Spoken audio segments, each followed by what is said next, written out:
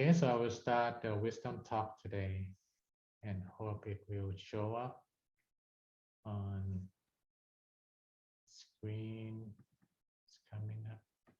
Okay, and I need to share that.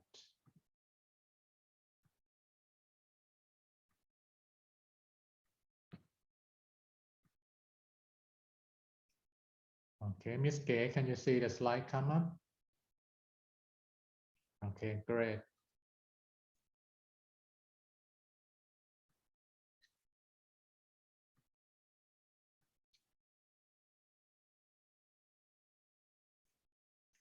Okay. Today is I think the last time I taught, 2 weeks ago, I talked about loneliness and solitude, remember? Mm-hmm. And that's very important in this day. And with the science, with the scientific experiment, now we know that we need to change the definition of the term, because in the dictionary said loneliness when you are alone and you not feel good. But in the modern day, you can be among the crowd and you feel lonely. Yeah, maybe in the old day when a lot of people come, family, they connect right away. But with the modern day, for some reason, any external devices and factor draw us away from who we are, from how we connect with one another, right? We see that sarcastic picture a lot, right? Family dinner and everyone look at the phone, right? That's kind of sad reality that what is this? What is this? They said this is gonna connect us. No, it didn't. It's in some it connect us, but in the same time it separates us. That I'm very passionate to understand more about what Dr. Stephen Covey he visioned. Dr. Covey he wrote 7 Habits of Highly Effective People, very famous business book for a long time, and he predict, people with a lot of information and real insight what's going on. Sometimes they show the future to us. I just watched one documentary on how things happen that change the world from time to time. I cannot remember the name of the author, but he said, the future is already here, but not evenly distributed. Like the future, like the computer, it already in someone's home, or it's already there, or how to live longer, or it's already here, but not everyone have it yet, right?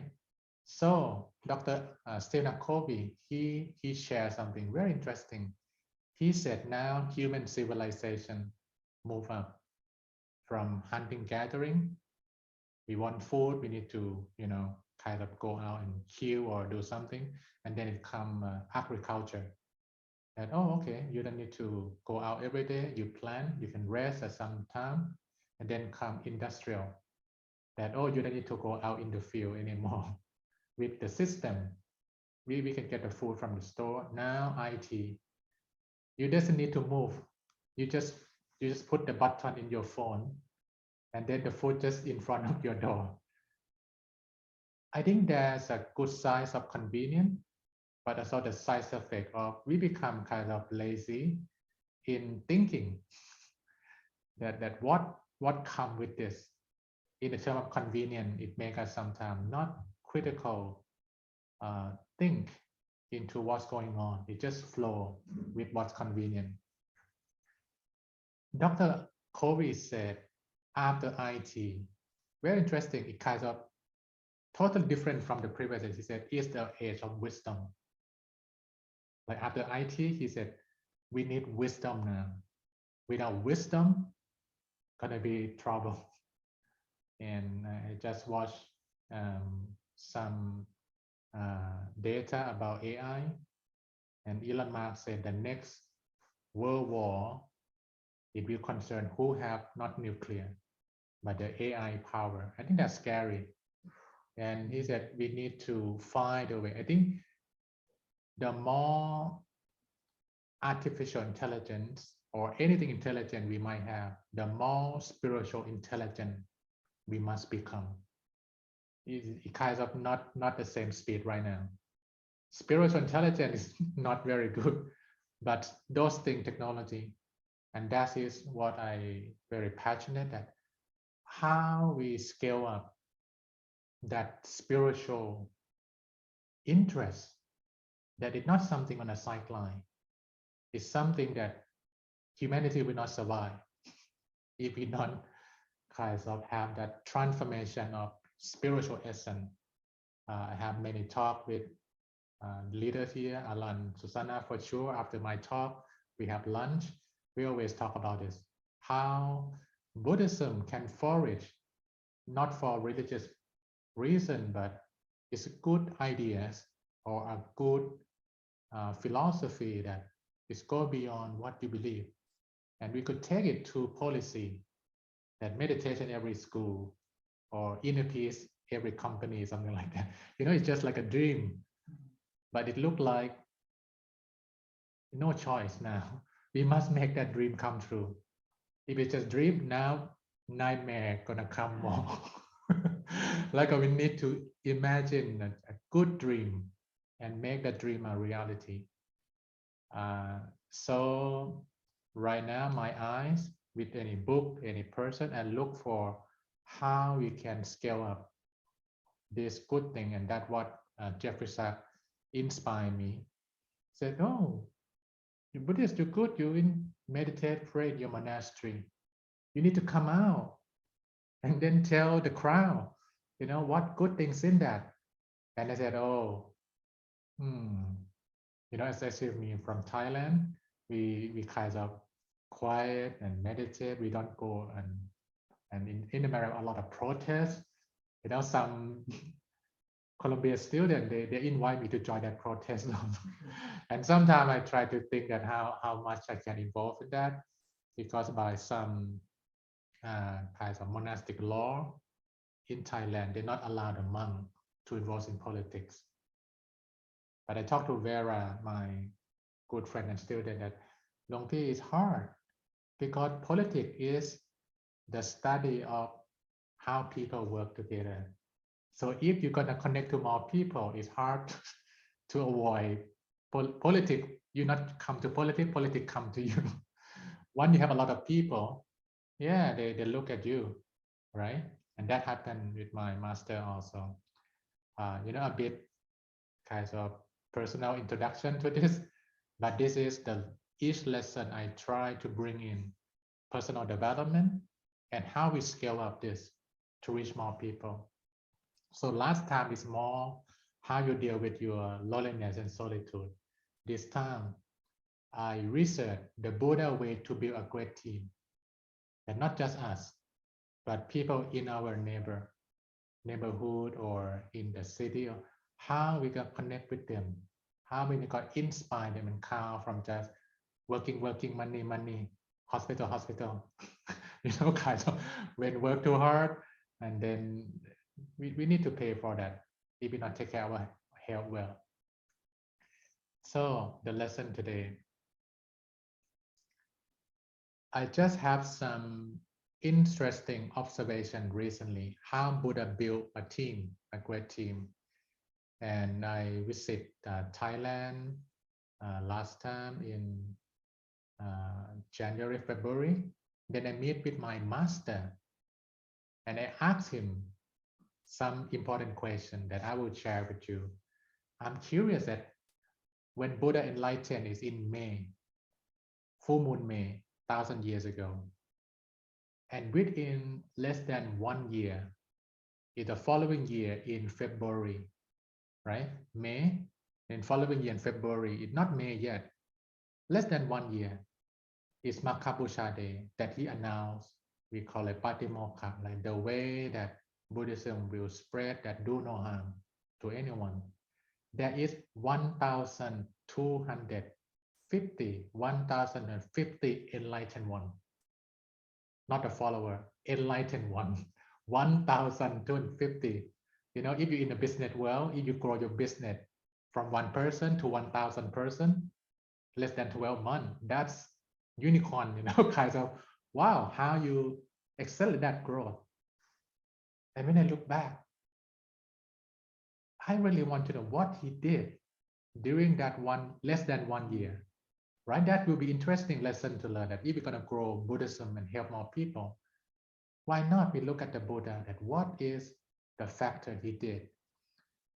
The question is important. The answer is not easy, because in Pali Canon, there's no book, right? Every day what happened is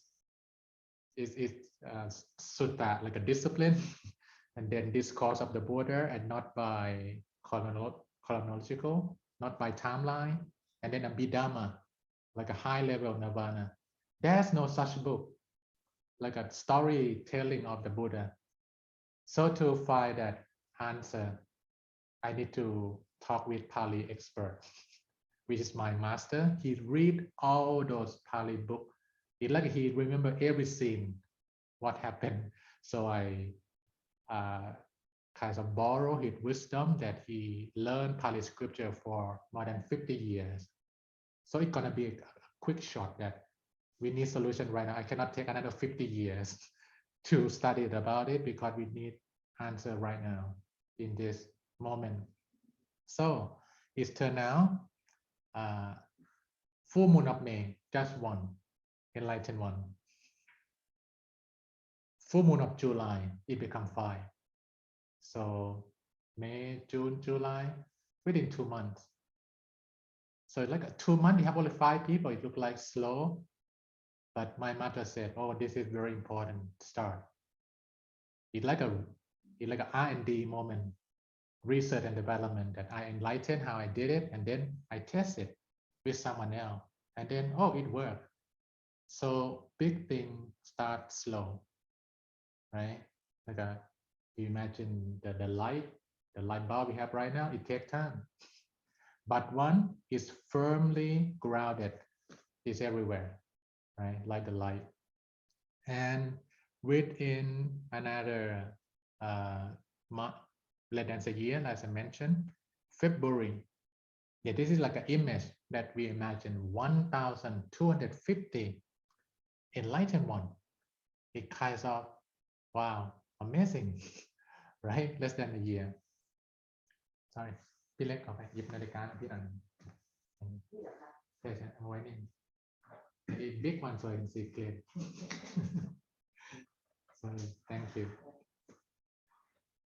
I try to keep it on time so we can have some discussion. I think it's interesting. So it's interesting what he did in that not too long time, and he had like a 1,250 leaders. One, they are enlightened, they can help so much, right? If they're not enlightened, they just come and learn, not too much, but they all enlightened, 1,250, and some is a royal member. Some is the head of the big school in those days. Like when we see in detail, wow, they're so diverse. Some farmer, some painter, but they have that circle of friends from the 1,000, and then it spread all over India, and then all over the world in the town King Asoka, spread with a 9 root in those days, and continue until now. Yeah, this might be one of the most sustainable companies in the world for more than 2,000. Yeah, you research which company lasts more than 2,000 years.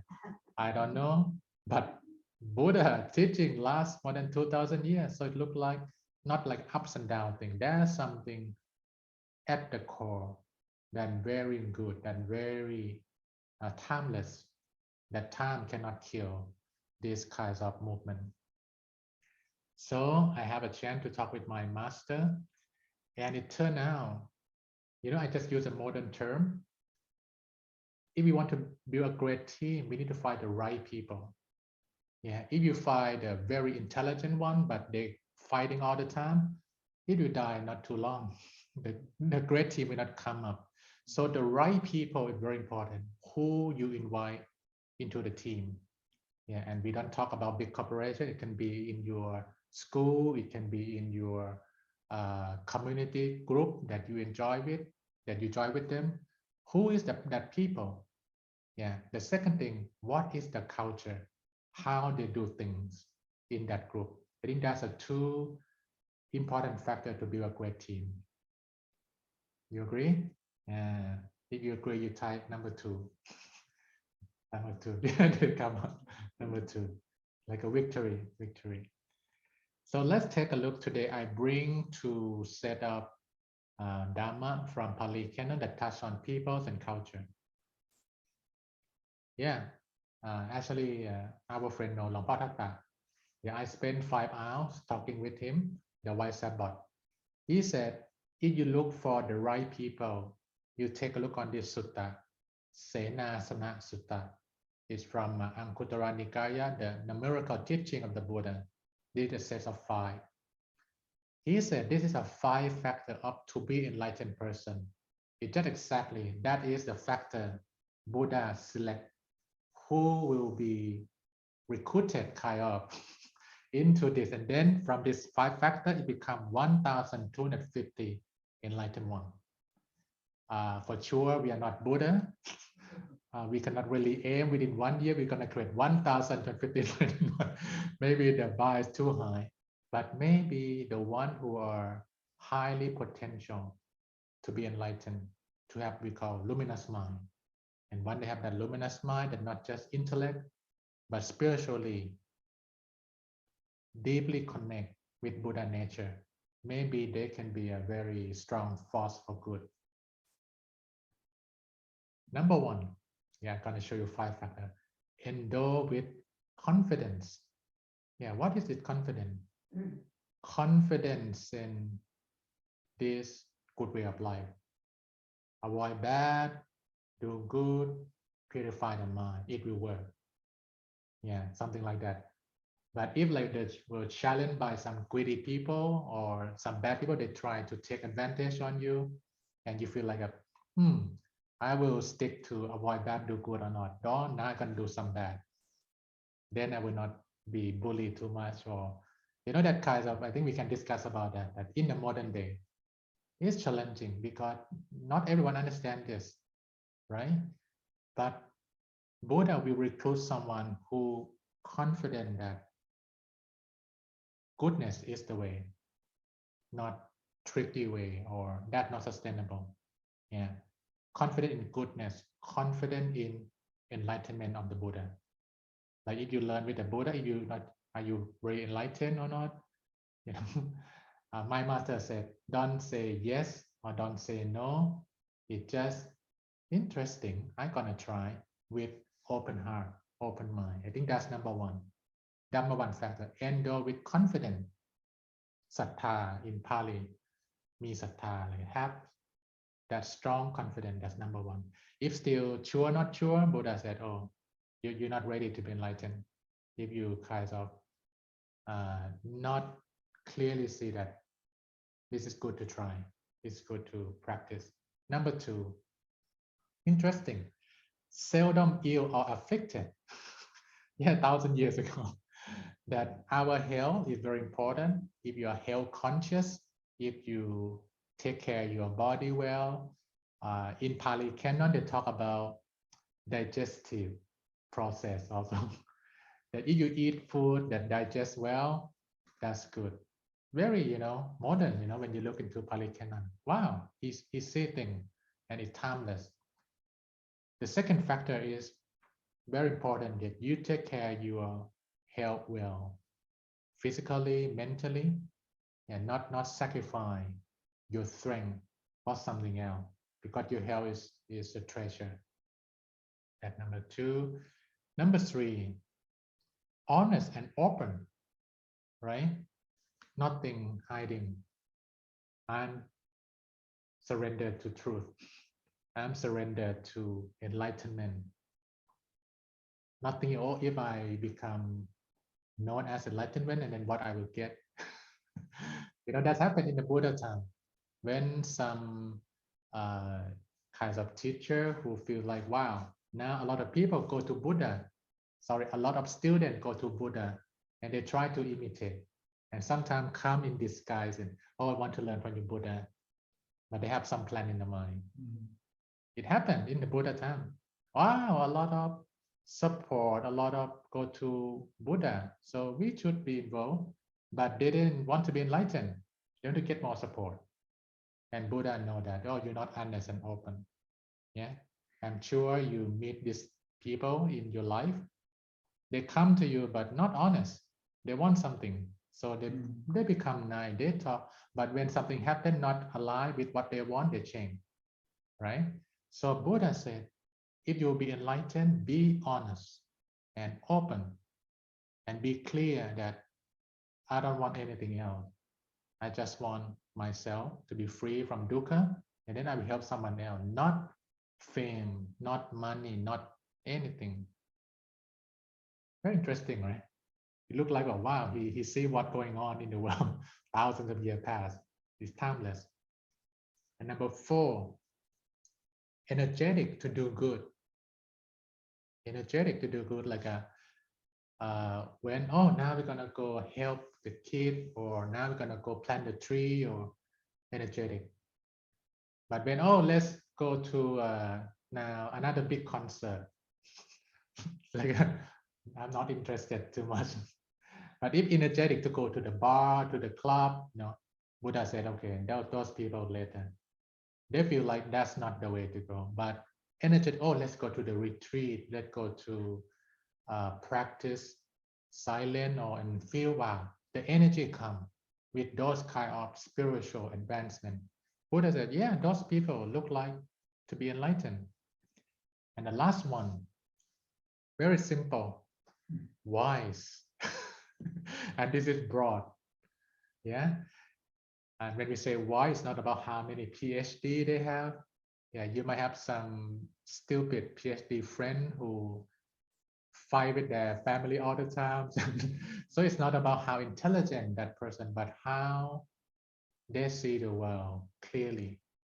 And then every decision they make themselves happier, more harmonious with other people. So this is the 5 factors. I will review at the end again for all 5. But Buddha talk about wise, energetic, honest, certain ill, and then endowed with confidence. Interesting? Yeah, it's like, wow, that's a great quality, right? Great quality. Okay, so that's about people. I'm sure that these 5 factors will make you think a lot. Who you're gonna associate with, that they have that qualities or not, oh, okay, they're far away from enlightenment. I want to be enlightened, so spend less time. About culture, yeah, there are one set of dharma that my master Vaisabot talk a lot. It's called Sakaha Vattu. Sakaha Vattuni. Also in the same book, Anguttara Nikaya, it's a group of 4 bases of empathy. Yeah, now it's kind of modern term, but he used that also 1,000 years ago. Empathy, that you want a great team, you need to see other as you see yourself. Like you not just put emphasis on me, but you try to understand how they feel. They're happy, they're not happy, or they need help or don't need help. Like the way sometimes you care for your own things. Yeah, empathy. So there are 4 factors. Number 1, the culture of giving. Be kind. Oh, my work is done. You need any help? Not, oh, my work is done. Now I'm gone. Like I try to, you need some paper, or I have some extra I can give to you, or that kind of, any kinds of giving you can have. And that creates a kind of, wow, it's good energy. I want to give also. But if you're surrounded by not giving, not giving, not giving, even you're strong in giving before, maybe, it's energy, right? It doesn't encourage more giving. The second one, endearing speech. Yeah, we can discuss a lot about this thing. In the business world, sometimes, we need to talk harsh, but Buddha said, in the long term, we need to be careful what we're going to say to people, because that endearing speech will draw the team to be stronger, right? The third one, helpfulness. Yeah, that's very important. Be helpful. Number one, giving is more like a material giving, like a physical thing, right? Anything can help, or uh, your knowledge, anything you can give. But the third one is more about your time, like how you spend your time, like a volunteer or support in a team. Like you go outside your normal daily schedule to help someone, and it inspires them to do the same. In the real life, in any work, there will be some like a gray area. It's new, and then no system. Who gonna take care of this one? If we don't create helpfulness organization, they're gonna be undone, or like a uh, no one detected, and then try to solve it. Just leave it like that. Let the boss do it, and then it's too late, right? So when you create helpfulness, it's gonna solve those little things that happen all the time. Number four, very important, with giving, with endearing speech, and with helpfulness, it needs to be consistent to create trust. Yeah, this is the way this organization, this group is doing. It's consistent, not just ups and downs. And tactfulness, you see, Buddha very delicate. One, you are consistent, but you are consistent in giving or endearing speech or helpfulness. With your mom, you do a certain way. You're consistent with your colleague. You don't talk the same way like you talk to your mom, right? Or you talk to your team at a company, you cannot talk like that to your dad. So it needs to be tactful to each person in a consistent way. That how Buddha see how to build a great team. So I summarize 5 factors of to be enlightened person: endure with confidence, seldom ill or afflicted, honest and open, energetic to do good, and wise. If you want a good team, look for those 5 factors. And if you want to create a good culture, that loving, kind, supporting is giving, endearing speech, helpfulness, and consistent tactfulness.